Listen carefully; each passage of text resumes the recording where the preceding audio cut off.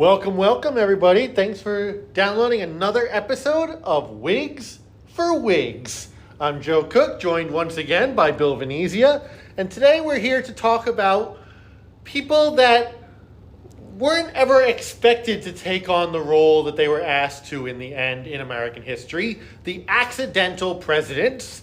We've spent quite a bit of time on this podcast talking about presidential leadership, what we come to expect of our presidents, the qualities that make them succeed or fail. But today we're going to look at specifically those people that were not thought of as presidents, not elected as presidents, and yet were forced into that role of the highest office in the land. There was a weird coincidence in American history that starting in 1840, those elected in years ending in zero every 20 years were meeting unfortunate ends to their lives during their presidency. We had William Henry Harrison, the first president to die in office after only 30 days, who was elected in 1840. 20 years later, Abraham Lincoln is elected to his first term. He, of course, dies by assassination during his second term. 20 years later, James Garfield is elected as the 19th president. He, of course, not the 19th president, the 20th president. He, of course, is assassinated early in his term. 20 years after that, William McKinley is reelected in 1900, and he is assassinated at the beginning of his second term. 20 years later, Warren Harding is elected president in 1920. He dies of a stroke or being poisoned by his wife during his first term. 20 years after that, Franklin Roosevelt is reelected for his third term in 1940. He, of course, dies at the beginning of his fourth term. 20 years later, John F. Kennedy is elected in 1960, and he is assassinated, of course, in 1963. And 20 years after that, we almost had the trend continued because Ronald Reagan is shot in the first year of his presidency, but miraculously survived thanks to the medical care that he received. So all of those instances every 20 years give us accidental presidents in American history. And there are a couple others scattered throughout American history also. So those are the people we're going to look at today, the people that stepped up when the president died or otherwise left office, Richard Nixon, and gave us the accidental presidents of American history. So Bill, just kind of what are your initial thoughts on, these are people that of course were vice president of the United States. Have we always given enough thought to who we're making vice president of the United States? No. Ironically, if you take a look at some of the people who were picked for vice president, and I'll ID two that come to mind, Dan Quayle and by Herbert Walker Bush, and also... right, we're going to talk about the ones that become president, but of course there are people that don't become president Spiro Agnew by Richard Nixon, who, if he hung around a little bit longer, could have been president. Yep, and truthfully, he basically almost wound up in jail. But when you look at, say, the first one, and I'd be remiss before we started this, that 20-year cycle, some people attribute to the curse that Tecumseh, the Indian American chief, the Native American chief, who lost the Battle of Tippecanoe to William Henry Harrison, put a curse on William Henry Harrison and his prodigies that they would subsequently die every 2 decades or something along those lines. And actually, although William Henry Harrison's grandson became president, and he survived just fine. Yes, he did. Although some people believe in that hooey. But when you look at a person like... would have been a perfect person to die from a curse placed on William Henry Harrison. Yes. And his progeny. Benjamin, sure. He lucked out. It was outside the 20 years. Of course, according to accounts, it was hard to tell if Benjamin Harrison was alive or dead. It was the human icicle was his nickname. So. Well, when you look at that first one, John Tyler. Tyler did a lot in the 3+ years that he was president, and of course not reelected, in terms of the annexation of Texas, and also, our ability to push westward in terms of Manifest Destiny. So, although he, is a blip on the radar of history, the history of the presidency, he was, not expected to do much other than be a placeholder, but he actually achieved a lot. He does have a very significant role in this story because when William Henry Harrison died, people weren't really sure what happens when a president dies. Right. Do you just have the vice president take over until you can have a new election? Like, do you organize a special election for a new president? Does the vice president take over with the full powers of the presidency for the rest of the term? Members of the cabinet said, well, basically we'll run the show collectively as a group going forward for the rest of the term. So that really was up in the air. It wasn't clearly defined in the Constitution what happens if a president dies. And John Tyler, to his credit, basically seized those reins and said, I am president. I have the full powers of the presidency.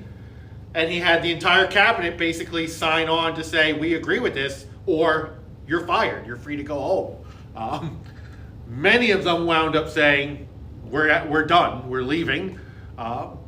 Except for the key one that he did get, which was the Secretary of State. Daniel Webster signed on. And the Secretary of State, the most prestigious cabinet position, Daniel Webster, very influential person. That was enough to give John Tyler the legitimacy to serve out the rest of that term. But he was known around the country as his accidency for the rest of his term and was not nominated by anybody for another term after that. But part of that is that he showed himself to not really be a Whig. Here we are on Whigs for Whigs. He was the first Whig vice president, but he didn't really believe in any of the policies of the Whig Party. No, especially to slavery, the position he took on it. He basically he was a Whig because he didn't like Andrew Jackson personally.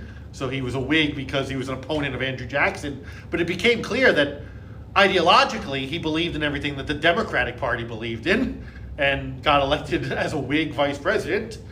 As Thurlow Weed, the Whig leader from New York, said, he was put on the ticket just to get some votes in the South for William Henry Harrison and nothing more. That was the extent of the thought they put into who to make vice president.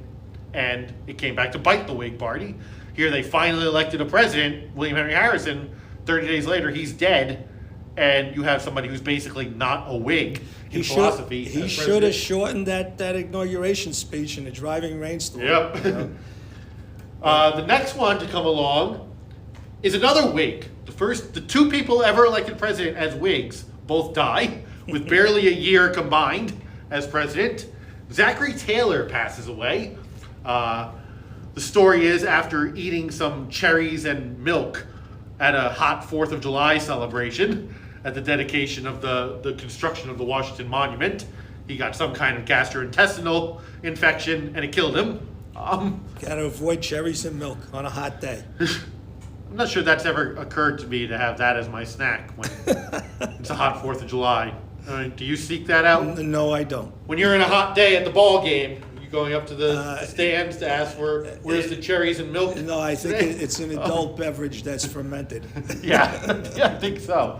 But apparently that's what Zachary Taylor had, and he dies a few days later.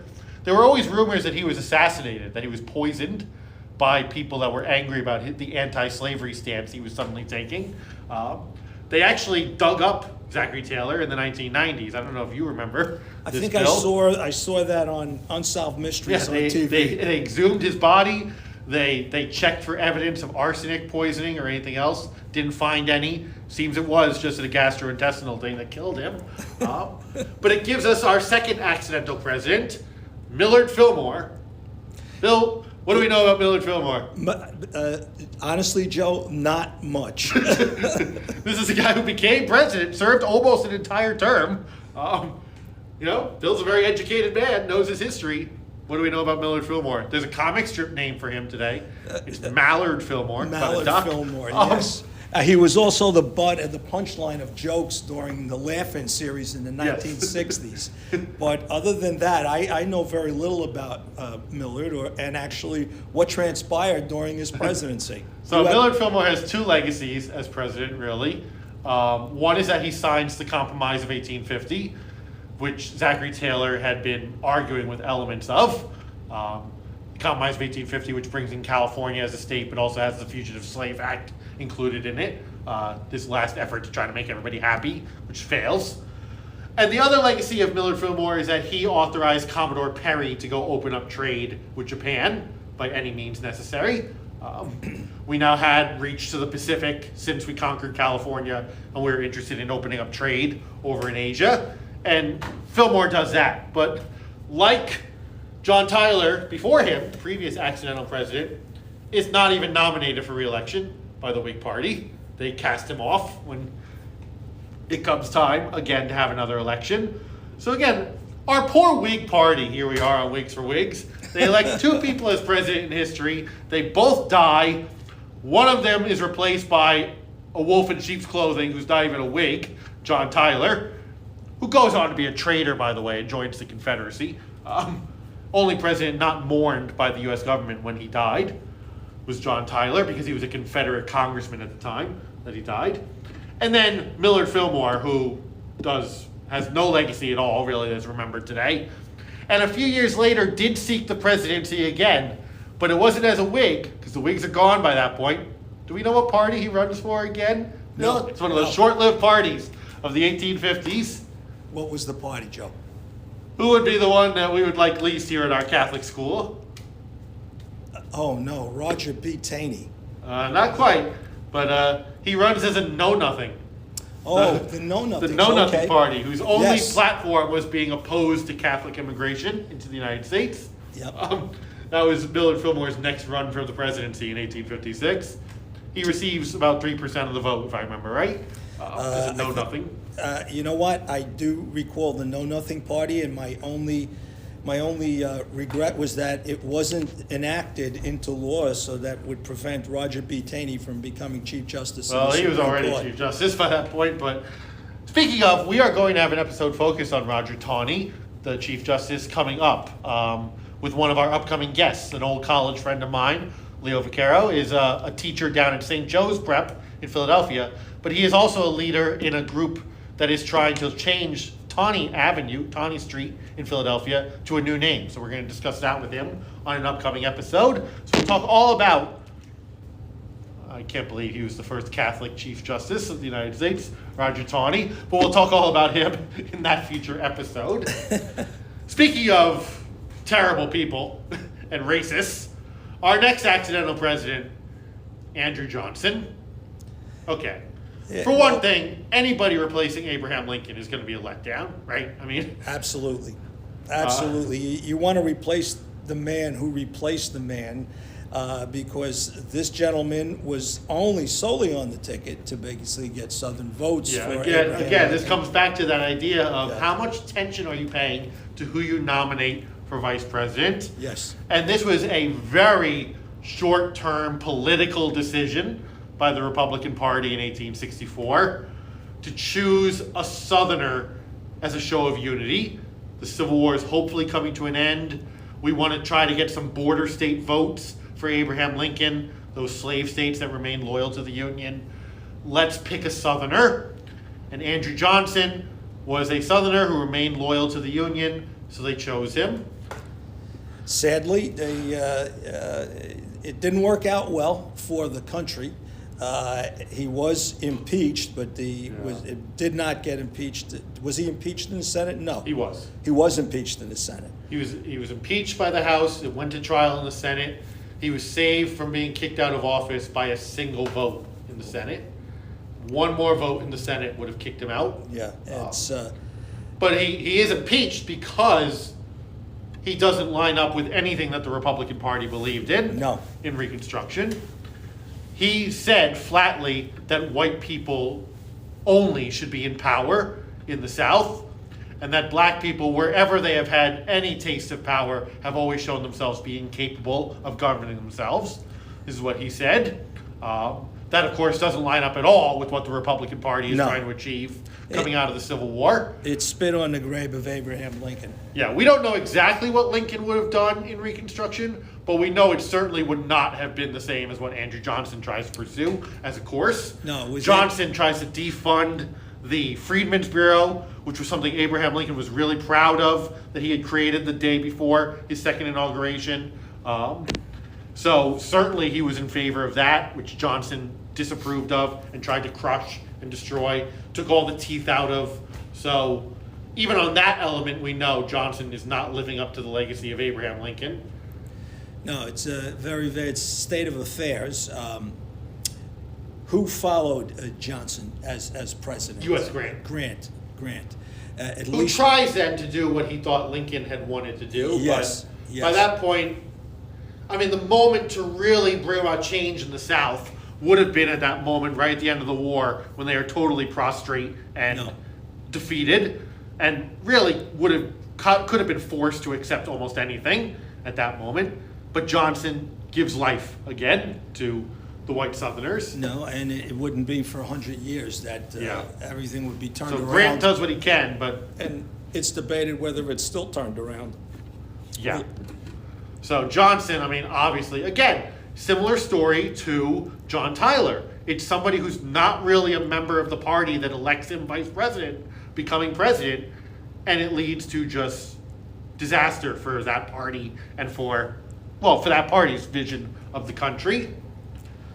20 years later, it's not a really drastic change. We don't really know what James Garfield would have done as president. Acclaimed Civil War Was a Civil War veteran. hero. Yep. Although I have some issues with his Civil War hero status. He was very politically connected in the Civil War. Was close friends with Salmon Chase, who was the powerful Secretary of the Treasury for Lincoln and then Chief Justice of the Supreme Court. And was really a staff officer in the Civil War. He was the Chief of Staff for William Rosecrans, another good Catholic. William Rosecrans, American general of the Civil War, but was constantly undermining Rosecrans and going behind his back to his buddies in Washington to criticize his boss, which is not very good for a chief of staff to be doing. But he does become president in 1880. He comes from the liberal wing of the Republican Party, what's left of it, but he gets killed almost immediately, and he's replaced by Chester A. Arthur. Again, do we know anything about Chester A. Arthur? That he's a native son of Vermont originally. Originally. Up near the Canadian Yeah. border. Winds up in New York politics. Yep. Well, the state of Vermont was birthed from New Hampshire Yeah. and New York. But yeah, Chester A. Arthur is a little bit of a pleasant surprise to some people because he came from the very corrupt New York political machine. Had been the collector of the Port of New York, which was a gold mine to just be corrupt and take money Good for yourself. position to have. Close friends with Roscoe Conkling, who was the Republican political boss in New York and incredibly corrupt. But Chester A. Arthur, to his credit, as president, signed the Pendleton Civil Service Reform Act, which meant that from now on, you at least had to show some qualification to get a federal government job. It still didn't mean you couldn't buy your job. Well, no, but it was the direct result of what got James Garfield killed, which Yep. was somebody wanted a job. This total nutcase, Charles Guiteau, Yep. thought because he voted for James Garfield, he deserved to be the ambassador to France. And the guy was totally out of his mind. And killed Garfield. And when he killed Garfield, he said, Garfield is dead. I am a stalwart man, which was the one wing of the Republican Party. Arthur is now president.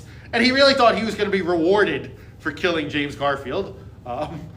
Instead, he's hanged a few weeks later.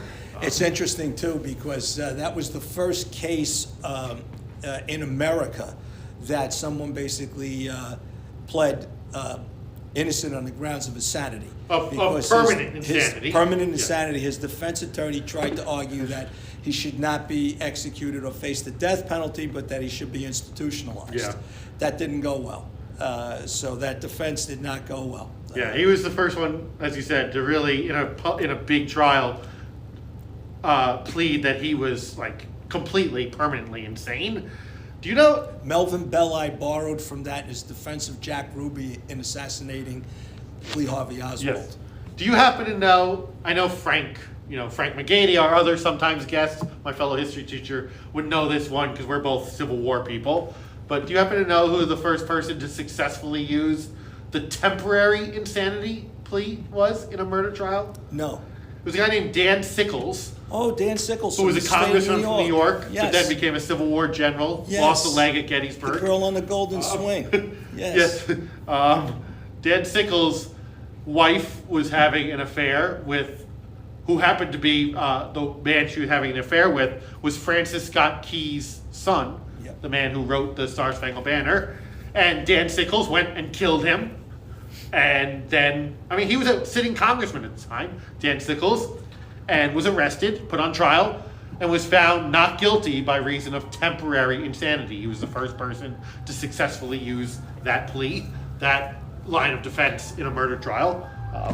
Guiteau, 20 years later, was a little bit different. He was pleading that he was completely insane, not just temporarily, and it didn't work. He was executed. It was pioneered in France. If you were a spouse who your wife was being Yes. unfaithful to you, that was a common practice, and it was approved by the French courts, which, by the way... You can't hear the police is outside. They might be looking for Dan Sickles or Charles Guiteau. But, we're in Jersey City. The sounds of the city are what they are. Yeah. What basically, it's ironic that the French, unlike the American and the British form of justice, where a man is innocent until proven guilty, Yes. in France you were guilty You were until guilty. At proven that innocent. time, you were guilty until proven innocent. But if you can prove that your wife was unfaithful to you, then you Yes. can get away with murdering a lover. So that's basically what Sickles adopted and used as his Yeah. defense here in America. Okay, so Guiteau gives us Arthur. The other thing about Chester A. Arthur, he liked the fancy things in life. One of the first things he did as president was he took all the furniture in the White House that had been there since like Thomas Jefferson, sold it all, basically in a yard sale, and brought in stuff from his buddy Tiffany and Company. Okay. From New York. So another legacy of Chester A. Arthur. He brought some nicer stuff into the White House. Our next accidental president, well, is a big one. It's Teddy Roosevelt. Well, Teddy was in the right place at the right time. He had paid his dues in various offices, and he had distinguished himself. And honestly, he did remarkable things. Yes. I mean, as the person who succeeded the president because of an assassination, he was, he basically proved his mettle in terms of all the legislation he passed with regard to breaking the trust, regarding to child labor. Really the first progressive president to Yes. stand Yes. up, at least sometimes, for the worker as opposed to the bosses. And a lot like John Tyler, who opened up that trade with Japan, Millard Fillmore. Millard Fillmore rather, he basically did the same thing. He believed in Manifest Destiny completely as it extended from California into Asia. Right, the extension of Manifest Destiny into absolutely. imperialism. Believed in the Aryan myth of following the sun. He also believed in Manifest Destiny here in America, of course, not necessarily conquering everybody, but his corollary to the Monroe Doctrine Yep. that gave us that famous phrasing that we have a police power in the world. Yes, and very interesting too. I shall sometime have to spank a little South American republic, he said one time. And he did. He did. He spoke softly and carried a big stick. Interesting enough, he also won the Nobel Peace Prize Yes. for his negotiation of the Russo-Japanese War of 1904. He was very, very fond of the Japanese diplomats who had adopted Western attire and had visited him in Washington. And he basically termed the Japanese as Asian Aryans. Asian Aryans. Asian yeah. Aryans, because they were a departure from what was going on in the Empire of China, Right. Or in Korea, and he saw them as a partner.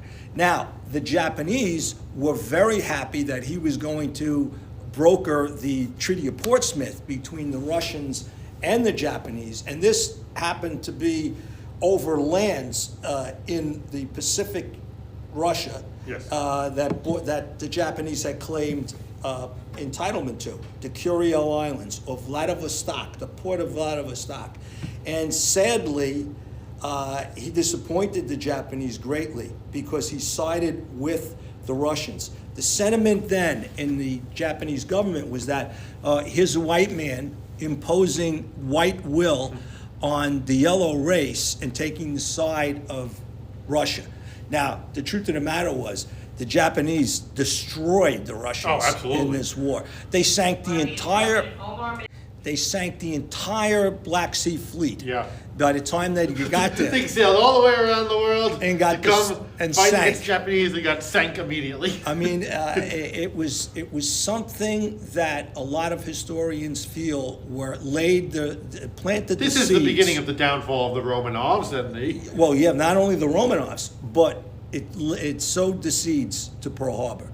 The Japanese Oh, yes. never forgot that slight. Oh, and, yes, yes. And they basically blamed the United States. Port Arthur looks an awful lot like Pearl Harbor. Yeah, it's funny too because the next person to be the president was a cousin, Franklin Delano Roosevelt.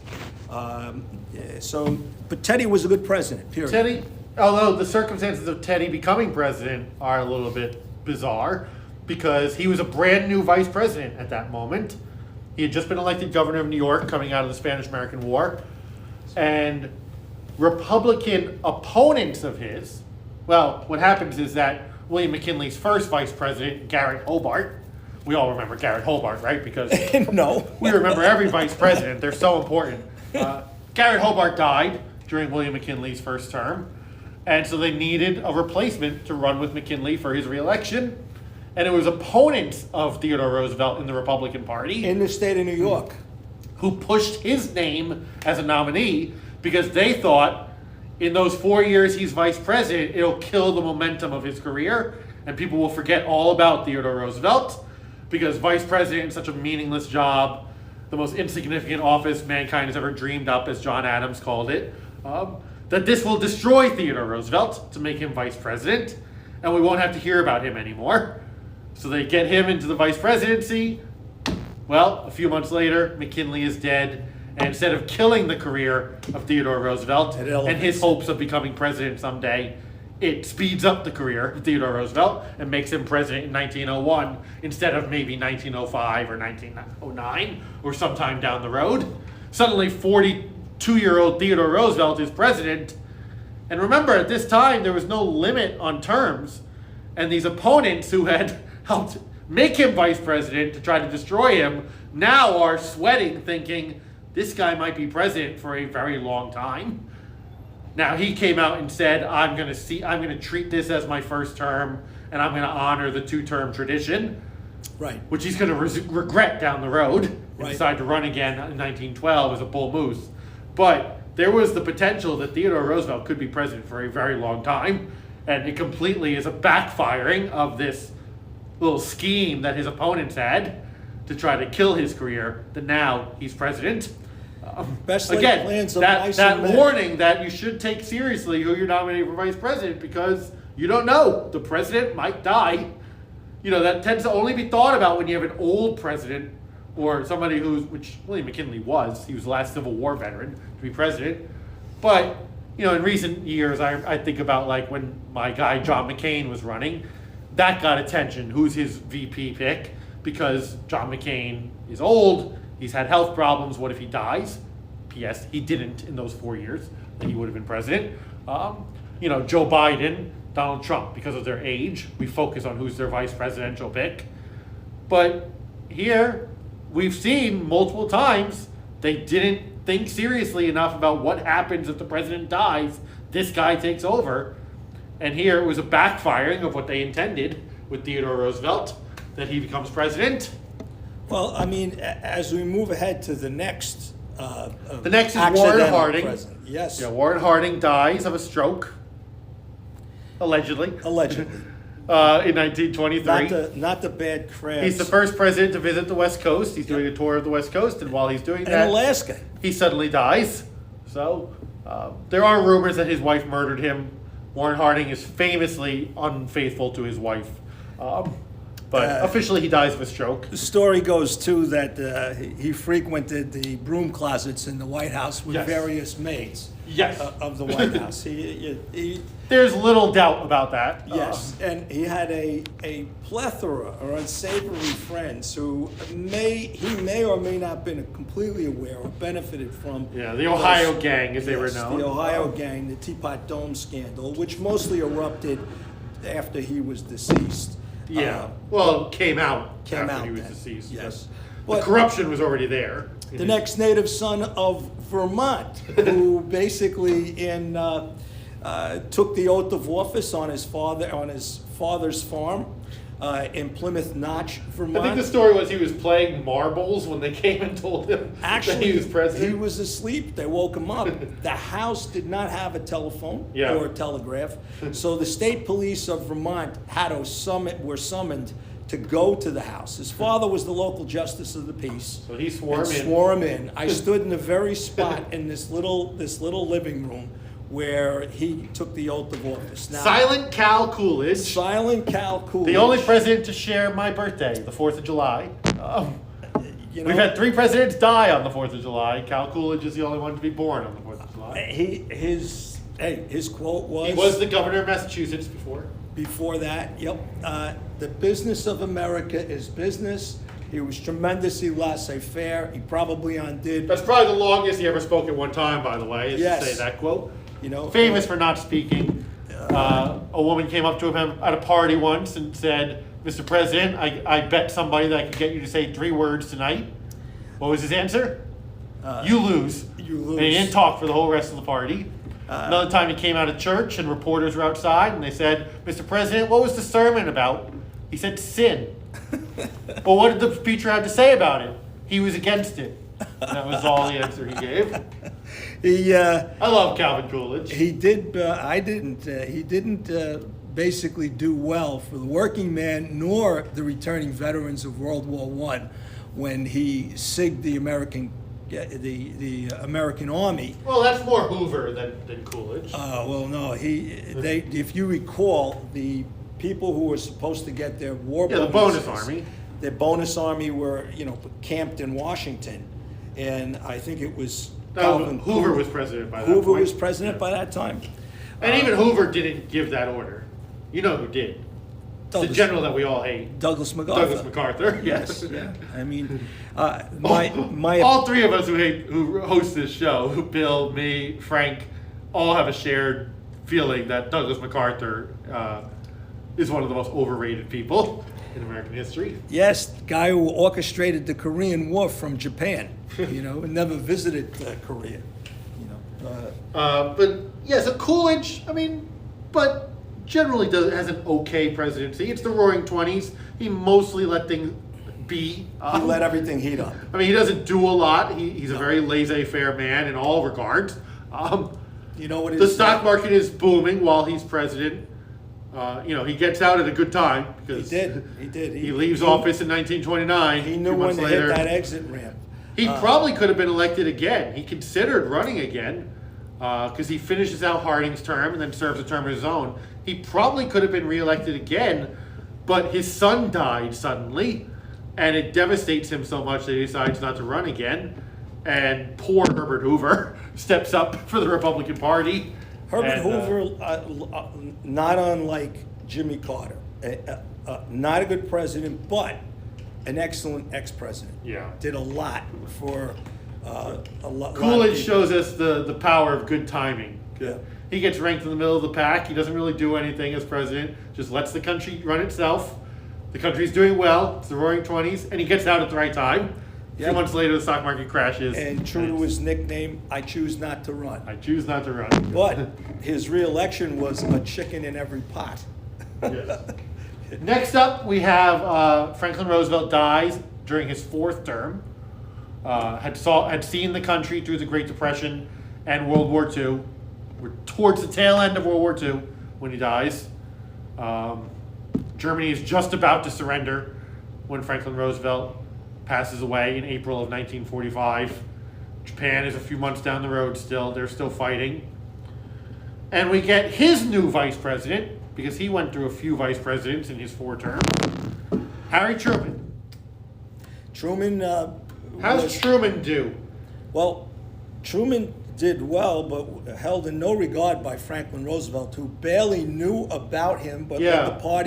the party officials, Harry was held in good stead with the Democratic Party at Yes, the time. he had done well in the Senate. And was a good deal maker in the Senate for I the think Democrats. I think it was John Nance Gardner who equated being vice president is not worth a bucket of warm spit. Yes. And John Nance Garner was one of Roosevelt's vice presidents, as was Henry Wallace, Yeah. who was there was some concern about his socialist leanings Yep. with Henry Wallace.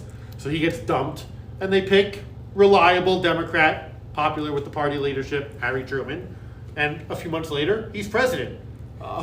well, At a very critical time. Again, the war is Absolutely. still going on. and Japan FDR looks like they might fight to the last man. he was on such a learning curve because FDR did not include him Right. in anything. You know, it was more ceremonial than anything else. Right. But- He didn't learn about, for example, the Manhattan Project until he became president. Yep. And General Leslie Groves and others came to him and said, "Look, we have to tell you about something."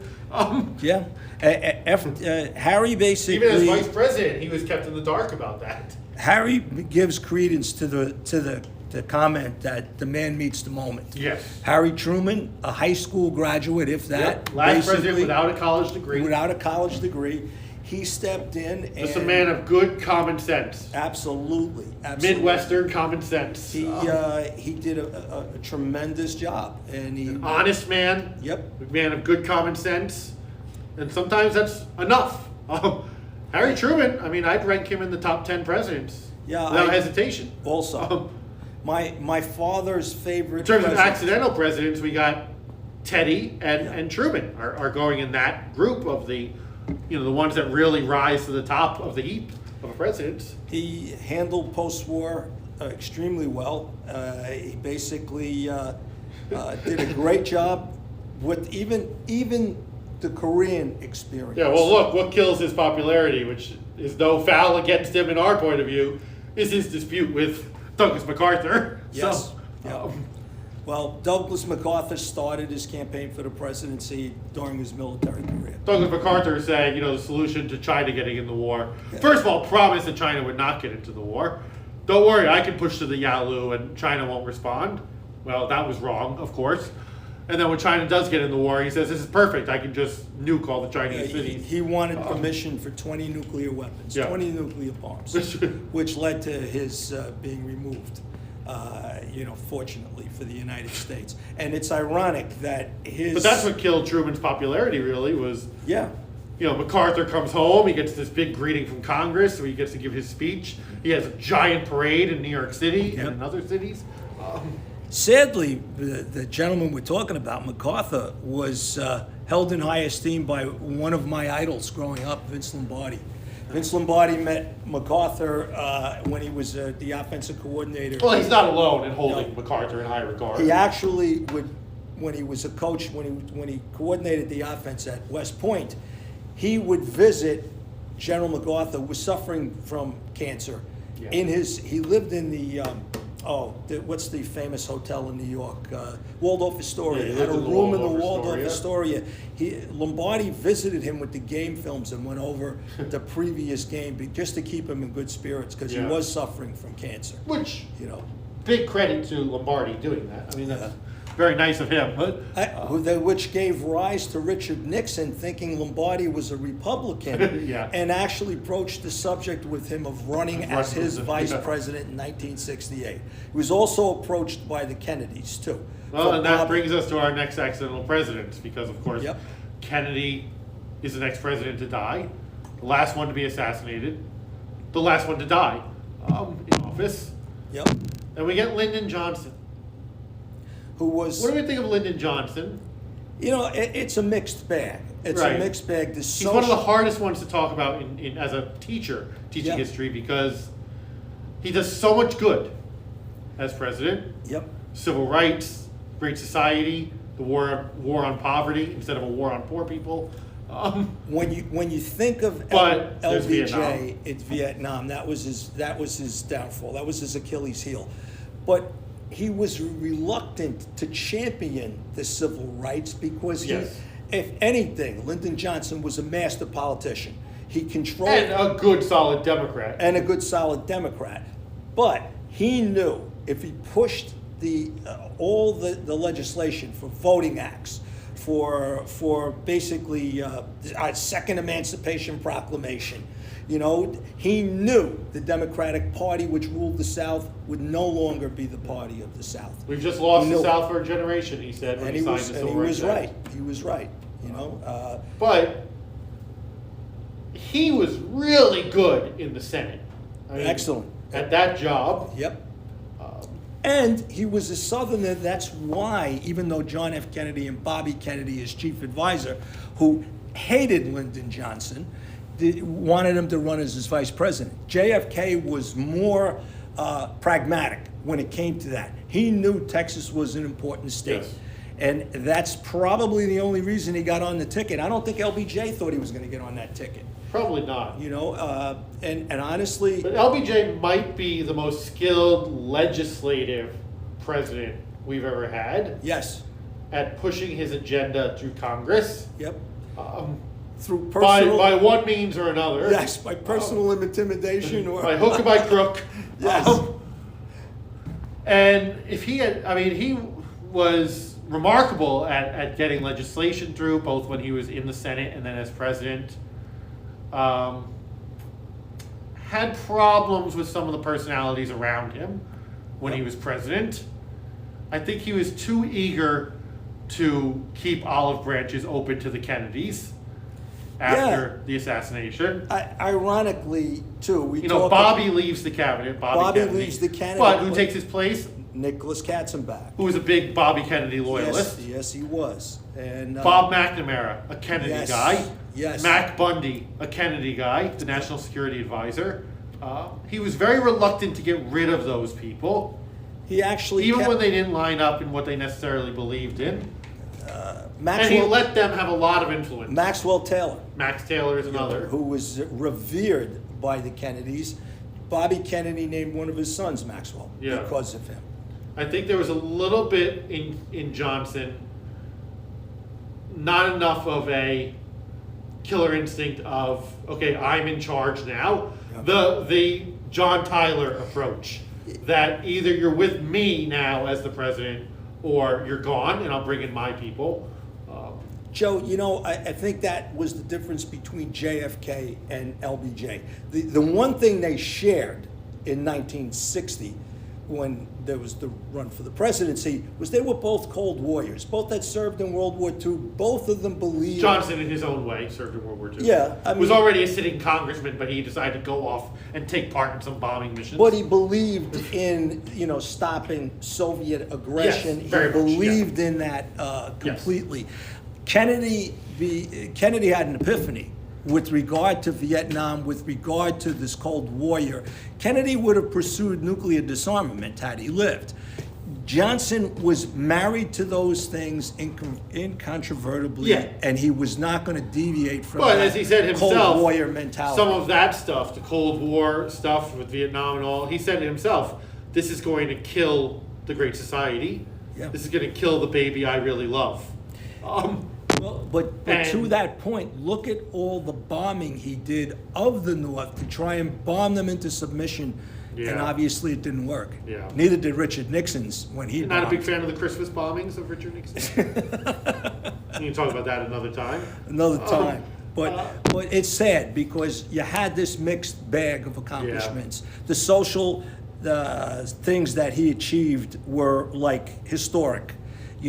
I think historians, as we move past He is it, somebody, I've heard a historian describe, that every liberal today should champion as one of the great presidents of all time. Yeah. But they don't necessarily because of Vietnam. Yeah.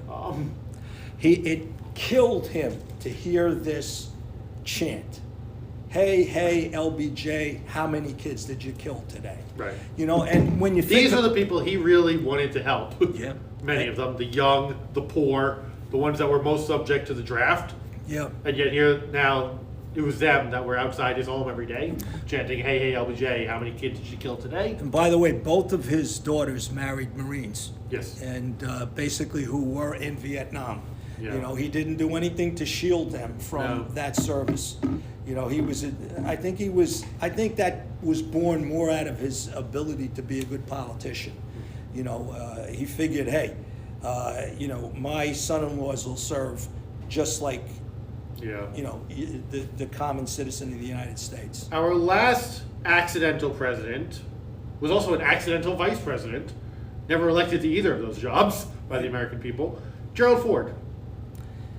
Well, Jerry Ford, coming out of Richard Nixon, I think we have to judge Jerry Ford by the context of how he becomes president. Well, he becomes president because initially he becomes vice president because Spiro Agnew had to resign. Right. And because of criminal criminal activity that Spiro Agnew had. So, very respected in the Congress by both Democrats. By both parties. By both parties. Everybody loved Jerry Ford personally. Everybody did, especially Chevy Chase, who got his career bumped from him. You know. And then, of course, Nixon resigning because of Watergate, and that's Right. how Ford ascends to the presidency. I can't forgive Gerald Ford because it was the impetus of Watergate that propelled my political beliefs and activities. And I think, But was that the right thing to do? Pardoning Richard Nixon for the country? It probably was, but here's the problem. It set a standard, a de facto standard for the President of the United States not to be prosecuted, which exists today. And I agree. You know, and exists today. And unfortunately, you know, what we're saying is the President is above the law. You know, when Nixon accepted full responsibility, but not the blame. But is a pardon not an acceptance of the fact or a acknowledgement of the fact that you're guilty of something? Nobody remembers that. I know. Nobody remembers that. You were pardoned, so you tantamount to an exoneration. Yeah. You know, and sadly, future high crimes and misdemeanors get swept under the rug, or indictments are not handed over because you don't indict a sitting president. You know what I mean? Or a former one, apparently. Or a former one. Well, Okay, so that remains to be seen, Joe. Looking back, John Adams, as we said, as I quoted earlier, called the vice presidency the most insignificant job mankind had ever dreamed up. He was our first vice president. We've seen plenty of vice presidents that we don't remember in history. I picked on Garrett Hobart, but I could go through the whole list of vice presidents, and I'm sure there's a lot of them that we wouldn't know anything about. No matter how educated you are, we don't remember vice presidents because it is a meaningless job mostly. But there's a moment when it becomes not meaningless, and that is when something happens to the president. And we've seen time and time again, sometimes we should have given more thought to who we made vice president. Sometimes it works out, Teddy Roosevelt, although it didn't work out for the people who actually pushed his vice presidency. Calvin Coolidge to an extent. Harry Truman, it works out, who was vice president and takes over. But I think America throughout our history has recognized the meaninglessness of vice president on a resume. Because if you look at American history, we tend to think of a vice president as an heir apparent to run after a president, a successful one. But if you look at history, George H.W. Bush was the last person to go directly from being vice president to being president by being elected to the job. We've had Joe Biden, but he had time between. Before George H.W. Bush, do you know who the last vice president was to get immediately elected to the presidency? To go directly from being vice president to being elected president? Al Gore, of course, lost. Al Gore lost. Which would have been more recent than George H.W. Bush. But we've had a number try. Yep. Richard Nixon was vice president for Eisenhower, but there is time in between. He loses to Kennedy when he ran as the sitting vice president. Do you know who the last one was? No. It's Martin Van Buren, Son of a gun.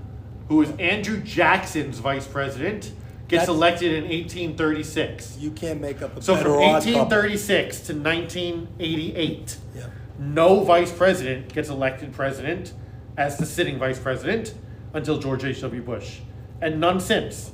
So America has recognized, I think, throughout our history, that is not a job that prepares you to be president.